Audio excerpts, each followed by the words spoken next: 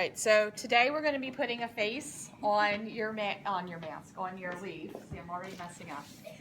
So you're going to get your leaf that you made last time from the back. Bring that to your seat. You're going to need a couple different things. You'll need a piece of clay from the extra clay bags. You don't need a lot. This is a good amount. You're going to get some of the different tools that we have up here. So, pencil tool, wire loop. This is a new tool. This is a rubber tip tool. There's different size tips. You might use this for sculpting. There is soft bristled brush. You probably won't need the fettling knife today. And then there is a needle tool. This is the most important tool that you're going to get today, and I'll show you what you're going to be doing with that in just a minute. And of course you're going to get a small dish of water like last time. So if you all can gather around this table, please.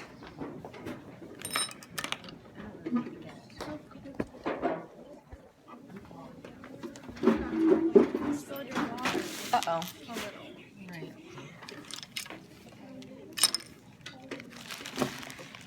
Okay.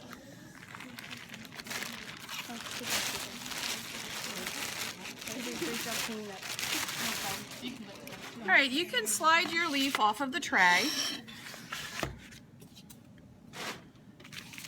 And the first thing that you want to do is you're going to look at this and decide where you're going to put the features on the face. So you take the pencil tool. The most important is deciding where you're going to put the eyes and making sure that you have room above them for an eyelid and an eyebrow. So you wouldn't want to put them way up here. You want to make sure you have space above that for those features. You don't really have to draw out the nose. You can see easily that you have room for them for the nose and the mouth. You're going to take your wire loop and you're going to carve out the eye socket. Now you have to keep in mind how thick you've made your clay. You don't want to carve it too deep.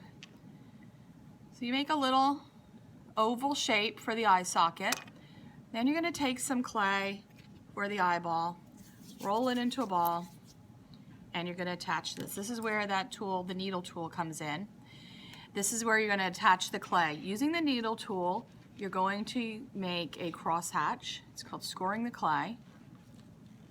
And then you'll dab a little water on it, and you're going to press it together firmly. Clay, when it's wet, if you just press it together, it seems like it's, sticking really well, but what happens when that water evaporates, it's just going to pop right off. So when you score the clay, you're actually meshing it together and it's going to stay. This is not as critical on your leaf, but once you get to the gargoyle where you're putting arms on, things like that, if you don't do this well, it's going to fall off. So the pupil of the eyeball, I like to use the pencil tool. So now you can see what he's looking like. He kind of has a very skeleton kind of, his eyeball's popping out of his eye socket a little bit. Once we put the eyelid on, it's going to get a lot more realistic look to it. Again, I'll take a little piece of clay, roll it into a ball and into an oval shape, and I'm just flattening it a little bit. You don't want to make it too thin. Does it fit over the eyeball? If it's a little too big or a little too small, you can always readjust this. So I'm going to score the clay.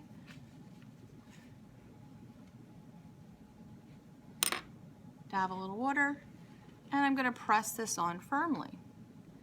Now an eyelid wouldn't have a line here, so I want to pull this clay down and blend it in to the other clay. Now what you want is your finger to be dry when you're doing this, because you're actually trying to grip a little bit of this surface clay and pull it down. So you want your finger to be dry. Then you get a little water on your finger to smooth it out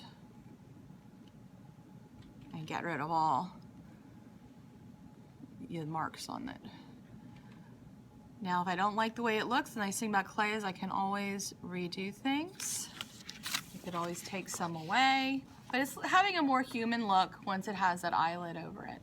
And depending on how big you make the eyelid or how far you push it down over the eyeball, it's going to help with your expression. But the big thing for expression is the eyebrows. So I take a piece of clay and I'm going to roll it into a snake. So when I do this, you can see how this end is outside of my hand and it's gonna wobble around and break off. So if I'm trying to make a really long snake of clay, I want to lay this on the table in front of me and go back and forth. I don't really need one this long for the eyebrows, but if you're doing the gargoyle and you're making a tail, you're gonna need to use this method. So I'm gonna pull off 2 pieces of clay for the eyebrows. And you can see the power of eyebrows for expression. You see that? What is that expression? Angry. And I'm just changing the eyebrows.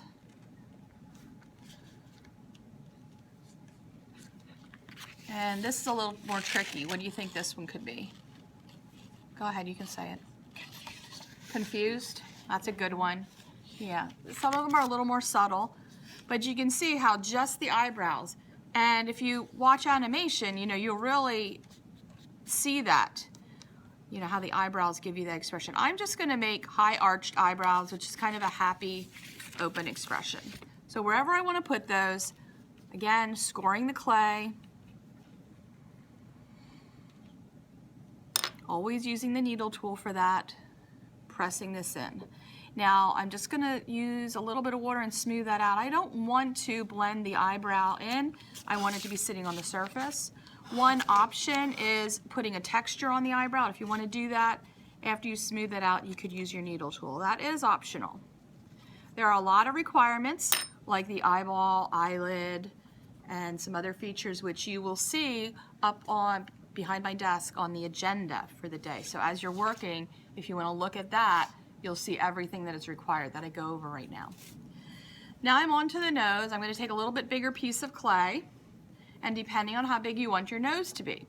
And I'm going to roll it into a ball again, but this time I'm going to shape it a little bit more into a cone shape before I attach it. Now most of the sculpting for the nose is going to happen after I attach it. So I'm just going to take this triangular shaped piece of clay, scoring this and attaching it to the leaf.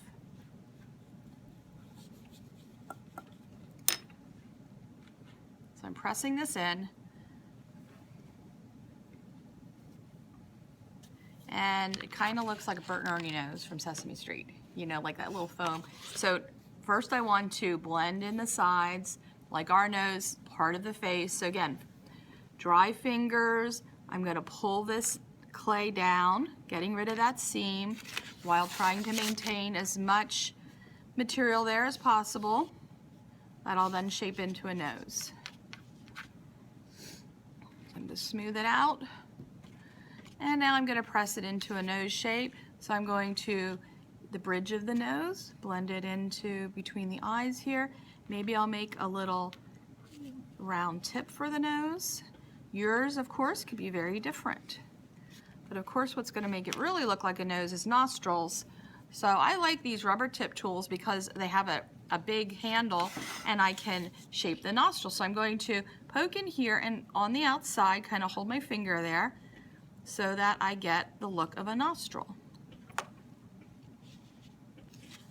You can see what that looks like. It's looking like a nose. Now the nice thing about clay is it is an additive and a subtractive method of sculpture. So I could take this wire loop and I can keep refining this nose. I can give him a little bit of plastic surgery, you know, making it look a little more detailed.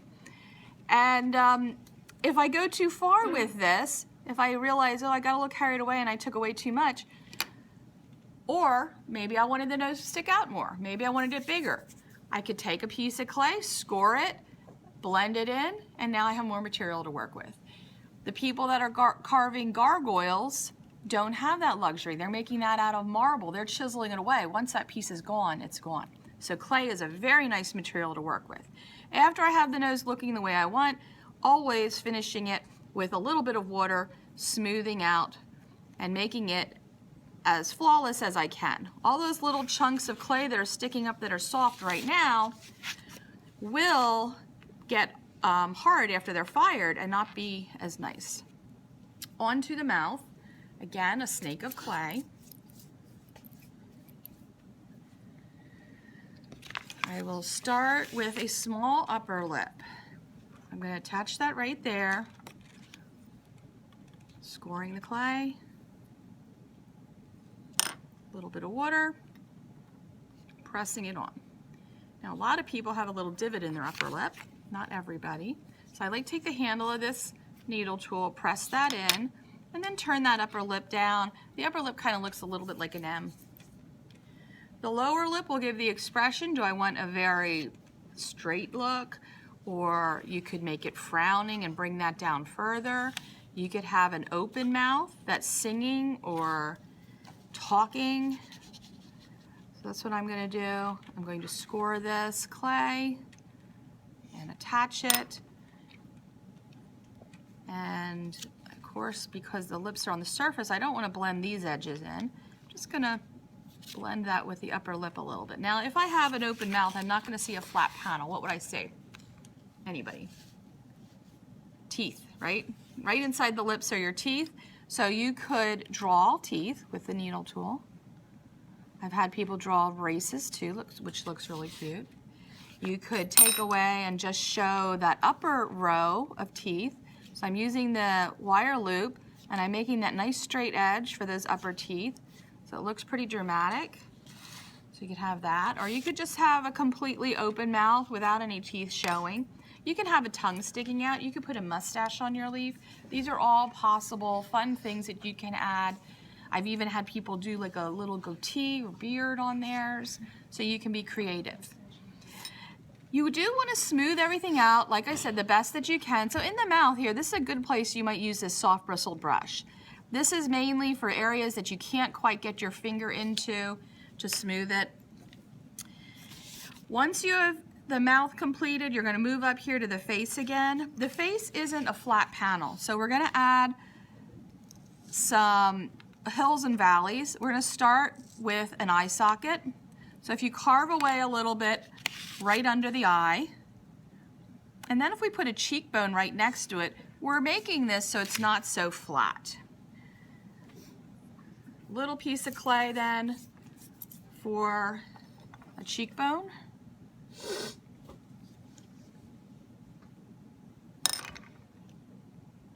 going to press that on.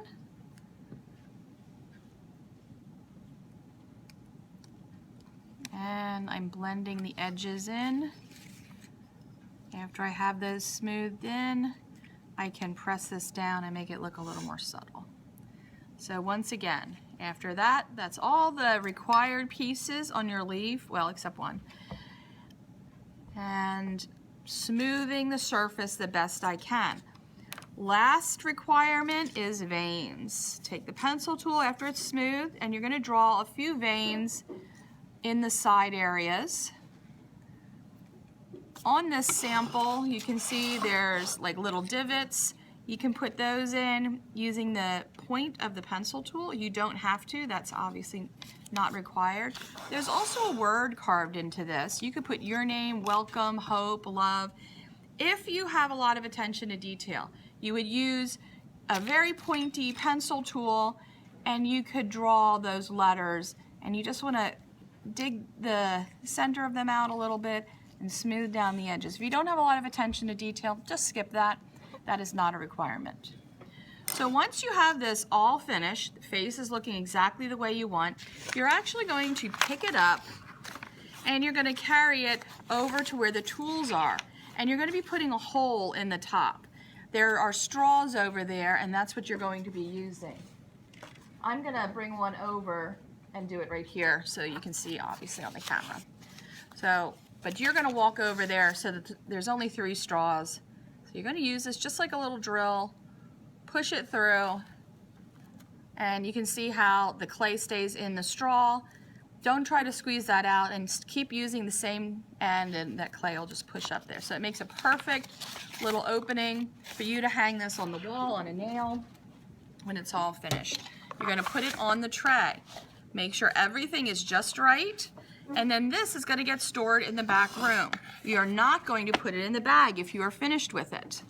Clay needs to dry after you are finished working on it before it gets fired. You'll take your bag with your name on it.